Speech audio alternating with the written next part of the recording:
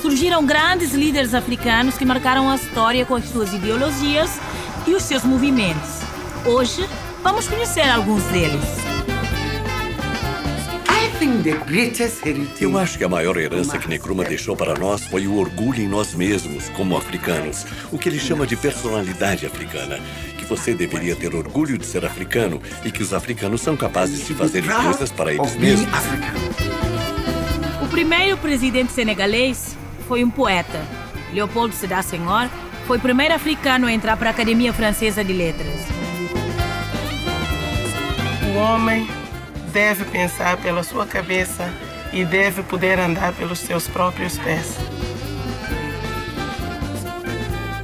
Eu repito, ele antecipou os discursos de hoje, modernos, que falam em sociedade do conhecimento.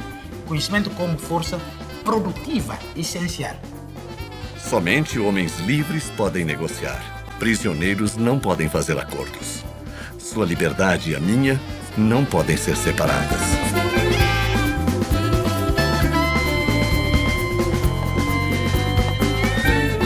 A frase de Nelson Mandela resume um pouco da realidade africana das últimas décadas.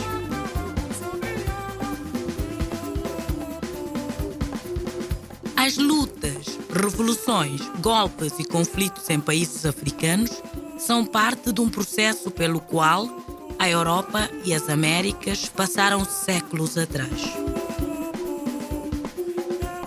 O Nova África está começando.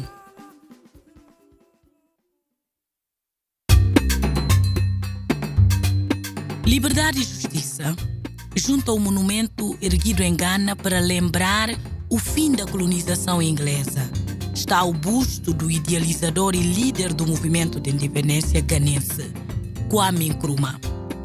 Nkrumah nasceu em 1909, em Krofon, na Costa do Ouro, mas estudou em escolas americanas. Em 1942, fez mestrado em Educação na Universidade da Pensilvânia. Motivado pela ideia do panafricanismo, Nkrumah organizou em Manchester, em 1945, um congresso panafricano. Ele lia muito. Ele constatou que o continente africano é feito de pequenas nações. Gana, por exemplo, tem 20 milhões de pessoas. Então, como uma nação com tão poucas pessoas pode se defender? Nkrumah pensou, se nós nos unirmos, nós podemos falar com uma só voz. E seremos fortes dentro das Nações Unidas. Nós podemos ter um exército. Então, se houver um problema, a África vai estar pronta para enfrentá-lo. Ele conhecia os Estados Unidos. E ele disse, olha, é possível. E você não precisa, logo no início, ter todos os países africanos no mesmo nível dos americanos. Em 1947, Nkrumah regressou à Costa do Ouro e foi convidado para assumir o posto do secretário-geral da Convenção da Costa do Ouro Unida, organização política que buscava a independência. O governo suspeitou que a organização estava por trás de protestos que explodiram pelo país e prendeu Nkrumah e outros líderes partidários. Depois de sua prisão pelo governo colonial, Nkrumah emergiu como líder do movimento juvenil. A sobrinha dele, Sarah Chimboa, era muito pequena quando o conheceu, mas lembra bem da prisão do líder ganense. Nkrumah, como pessoa, era um tipo bem quieto. Ele brincava muito com a gente, mas naquela época, ele era apenas um tio para nós. Nós o chamávamos tio, mas não me pergunte se eu sabia quem ele era na época. Eu conhecia sua mãe, eu conhecia muita gente, mas eu não sabia quem era parente de quem. Eu só o conhecia como meu tio. E então, depois de um tempo, eu lembro que ele foi chamado para ir a Accra. E de lá, ele foi para a prisão. De preso político a presidente do país. Nkrumah defendeu que a soberania era a chave para melhorar a condição dos países africanos. Finalmente, a África podia escrever a sua história. Em 1949, Nkrumah fundou o Convention People Party, o CPP, ou Partido da União Popular, iniciando a luta pela independência de Gana.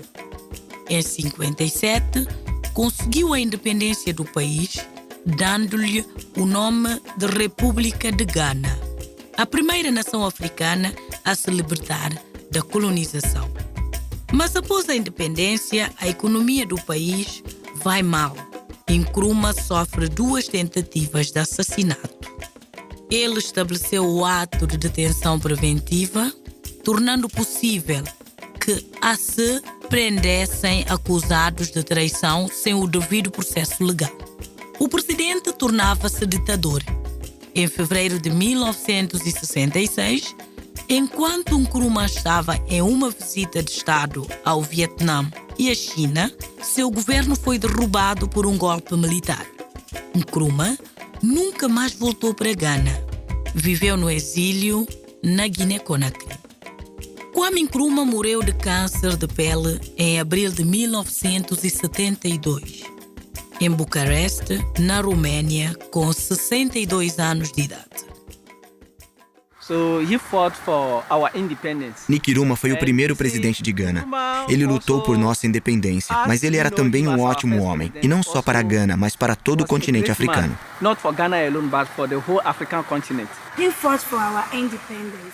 Ele lutou pela nossa independência. E todo mês de março, nós nos lembramos dele porque ele foi o primeiro presidente de Gana.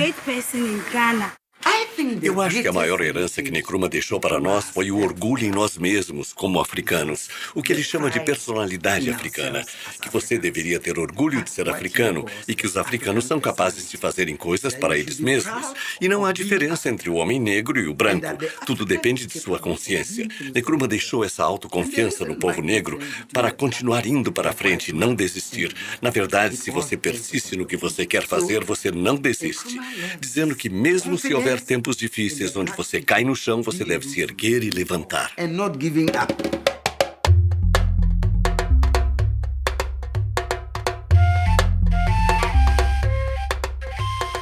1957, quando Gana obteve a independência, apenas outros 7 países africanos haviam conquistado a autonomia.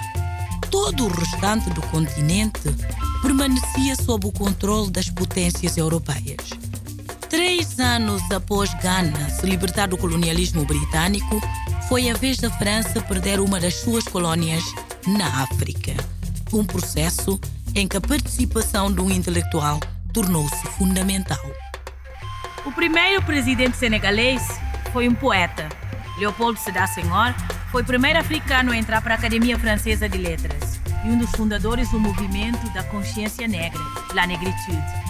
A sua influência é inegável na afirmação, na política e na literatura africana. Senghor nasceu em 1906 na cidade costeira de Joal. O sobrenome do pai, Senghor, deriva da palavra portuguesa senhor.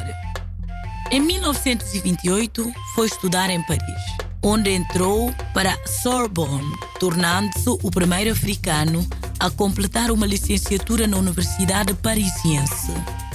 Como escritor, desenvolveu a Negritude, movimento literário que exaltava a identidade negra, lamentando o impacto negativo que a cultura europeia teve junto às tradições africanas.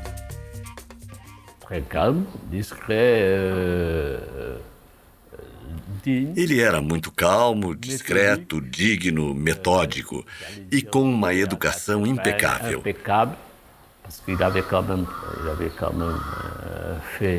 Ele fez seus estudos inicialmente no pequeno seminário de Nigasóbil, depois no Colégio Seminário de Dakar.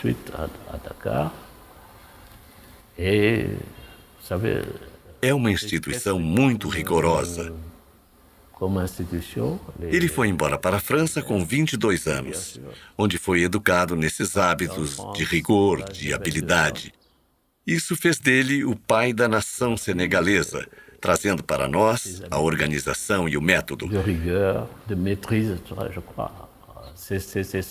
Durante seus estudos, primeiro com os religiosos, que são muito severos, e depois no Liceu Louis Le Grand, que é um liceu dos melhores estudantes de língua francesa que desejam depois chegar à Sorbonne. C'est lui qui nous a apporté l'organisation et la méthode, parce qu'il avait... Durante a Segunda Guerra Mundial, ele esteve preso por 2 anos num campo de concentração nazista e só depois do fim da guerra é que os seus ensaios e poemas seriam publicados.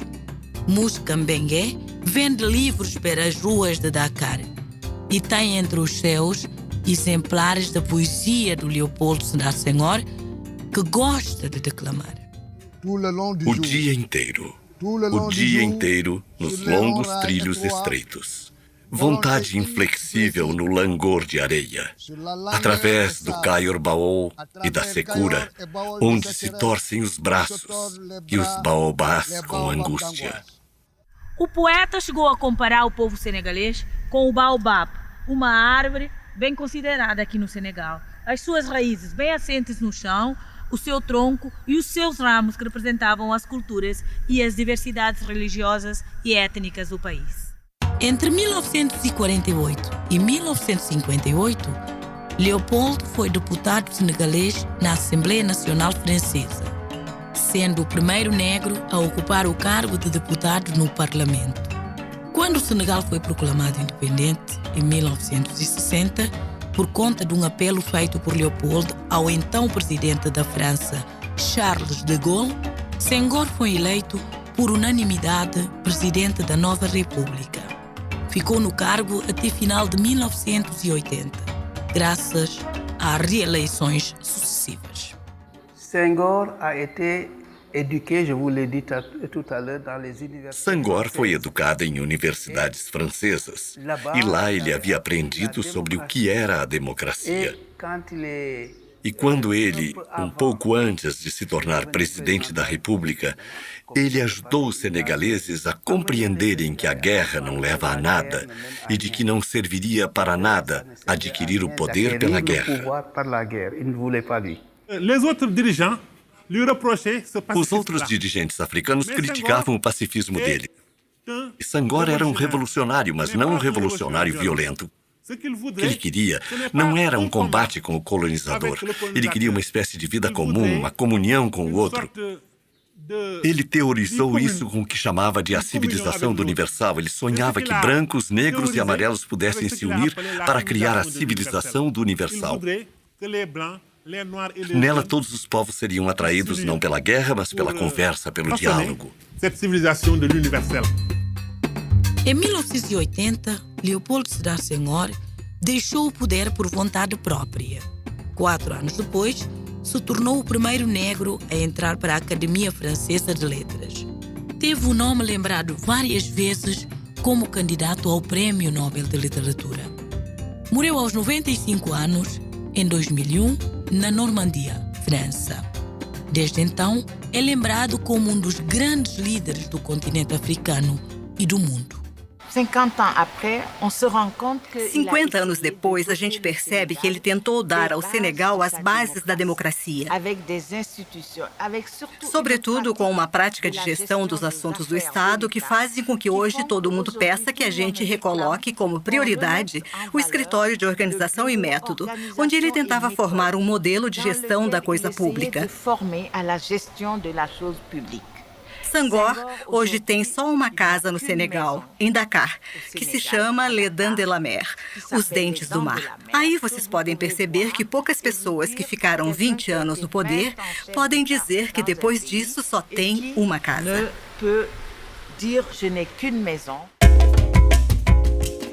No próximo bloco, um herói de 2 países. O Nova África vai desvendar para você um pouco da história da Amílcar Cabral.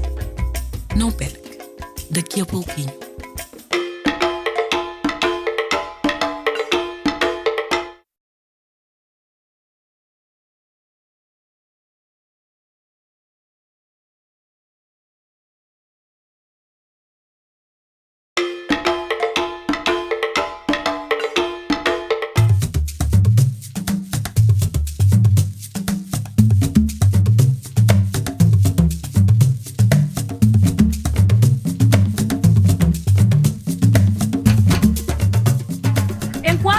Brasil vivia as suas primeiras décadas de ex-colônia, a África começava a ser explorada pelos europeus.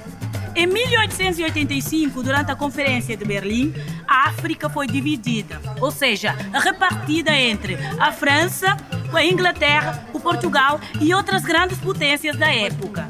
O grito da independência só aconteceu entre as décadas de 50 e 70 do século XX. À frente da Revolução, alguns homens transformaram em porta-vozes do povo. A ousadia desses africanos entrou para a história. Amílcar Cabral é um desses líderes africanos. Ele tornou-se um herói em 2 países. Filho de pai nascido em Cabo Verde e de mãe natural da Guiné, Amílcar Cabral fundou em 1959 o PAIGC, Partido Africano para a Independência da Guiné e Cabo Verde. Mas as tentativas de negociar a independência fracassaram em 1963. Ele liderou a luta armada pela libertação dos 2 países do colonialismo português. O Amílcar Cabral foi um líder africano. Cabral é o pai da independência, Cabral é o pai de todos os cabo-verdianos, todos os africanos em si, pode-se dizer. Por causa dele que eu estou cá, vivo. O escritor e pesquisador Lourenço Gomes conviveu com Amílcar Cabral. O líder político também era agrônomo e conheceu a fundo a realidade e o sofrimento do povo na época da colonização. Em 52 acaba o curso, começa a desenvolver as suas atividades como agrônomo, é enviado à Guiné-Bissau, onde começa a ter contactos com a realidade guineense, a realidade que se vivia na Guiné num contexto de colonização. Em 1956 funda o PAIGC, com mais camaradas que lhe rodeavam. Em 60 fixa definitivamente residência na Guiné-Bissau e começa a desenhar o percurso que havia de ser a luta armada de libertação nacional. Amílcar Cabral tinha consciência que poderia vencer aquela guerra, mesmo nas condições que nós podemos ver hoje, que seriam condições de grande adversidade, mas que, felizmente, ele conseguiu ultrapassar. A viúva de Amílcar Cabral, Ana Maria Cabral, vive hoje em Cabo Verde. Ela participou da luta pela independência e lembra que, no início, o casal sonhava apenas com o afrouxamento do regime colonialista português. Houve uma altura em que houve em Bissau um massacre, conhecido pelo massacre de Pindiquiti, foi no dia 3 de agosto de 59, em que mataram vários trabalhadores do Porto, que se protestaram contra as más condições de trabalho, o salário, etc. E foram reprimidos pela polícia e os militares. A partir daí eles disseram não. Nós não podemos continuar com esse tipo de luta. Porque de um lado estão eles com armas, do outro lado estamos nós desarmados. Então a partir daí é que começaram a pensar na luta armada e resolveram sair da cidade e instalar-se, começar a luta no interior, no campo. Ele não era, entre aspas, um guerreiro, querendo contar cadáveres. Ele não media a vitória pelo número de cadáveres. Ele queria que os portugueses percebessem que não tinham solução. É aquilo que disse, que a história não estava com eles. Nos anos 60, Amílcar Cabral sonhava com uma África mais justa. Mas para ele, expulsar os colonizadores não bastava. Para que a África se libertasse do colonialismo, eram necessários investimentos em educação. 5 séculos de presença na Guiné, 100 anos de colonização, os portugueses só tinham formado 14 pessoas, 14. Apareceu pela primeira vez uma escola secundária na Guiné nos anos 50. Cabral já dizia, se a África tem crise, não é porque falta de chuva ou falta de matéria-prima, é uma crise de conhecimento. E já apontava que a solução para a África está na educação, está na formação. Eu repito, ele antecipou os discursos de hoje, modernos, que falam em sociedade do conhecimento. Conhecimento como força produtiva essencial. Amílcar Cabral não conseguiu ver os seus sonhos realizados. Em 1973, foi assassinado por membros do próprio partido que ajudaram a fundar. Eu posso até dizer que Cabral foi vítima desse pendor, dessa linha muito humanista dele. Muitas pessoas depois que estiveram no assassinato de Amílcar Cabral foram pessoas que tiveram muitos problemas na luta. Cometeram crime, estavam presos. Mas Cabral sempre dizia, o homem pode ser recuperado. Então as pessoas que foram presas nessa altura, Cabral depois dizia, foram presos, sofreram um bocado na prisão, dava-lhes liberdade. E são essas pessoas depois que estiveram na conspiração para assassinar Cabral. Porque as pessoas diziam que Cabral tinha coração grande. Não reprimia tanto quanto era preciso nas condições de uma guerra muito violenta. O legado deixado por Amílcar Cabral extrapolou as fronteiras. Hoje, o revolucionário pensador, ativista e intelectual é símbolo dos povos de Cabo Verde e da Guiné-Bissau. Foi um guineense que teve a ideia e que nos transmitiu também essa ideia de que o homem deve pensar pela sua cabeça e deve poder andar pelos seus próprios pés. Cabral dizia que ninguém é insubstituível, mas há gente que faz falta. Dizia sempre que a luta armada exigia sacrifícios, mortes e outras coisas, mas que a luta para o desenvolvimento, para a construção do país era muito mais difícil. E daí que a capacidade da Amílcar, na minha opinião, fez falta, pelo menos nos primeiros passos pós-independência. O comandante Manuel dos Santos é um veterano da luta pela libertação da Guiné. Ele já foi ministro das Finanças do país e fala ao Nova África de Amílcar Cabral, do processo da independência dos países africanos e das relações com o Brasil. O Brasil está presente. Antes de ler essa de Queiroz, eu lia Jorge Amado. Há uma influência cultural enorme do Brasil aí. E eu penso também que o Brasil terá sofrido alguma influência que chegou ao Brasil vinda de Portugal via Cabo Verde. Agora, no nosso mundo globalizado e atual, em que os interesses mandam mais do que tudo, é preciso que nós sejamos capazes de fazer valer essas relações e de desenvolvê-las. Mesmo que economicamente não haja grandes negócios atrás. Agora, ele dizia que nós tínhamos que desenvolver a nossa cultura, tínhamos que expurgar a nossa cultura de todos aqueles traços negativos e ir buscar a outras culturas aquilo que nós precisamos e fazer desses valores nossos também. Fazer dos valores externos que nós vamos procurar, fazê-los nossos também, assimilá-los à nossa cultura. Cabral não era nenhum nacionalista estreito, antes pelo contrário, Cabral era um homem, um universalista. E ele via sempre a Guiné e Cabo Verde inseridos no mundo, não como coisas isoladas. Se Cabral não tivesse morrido, as coisas hoje seriam bem diferentes. Porque, infelizmente, com a morte de Cabral, o PAIGC perdeu o seu principal cérebro, aquele que concebia as coisas para se fazer. Executantes há sempre muitos. Gente que concebe as coisas há sempre muito poucos. E Cabral estava muito distante de tudo o resto, muito acima de todos os outros.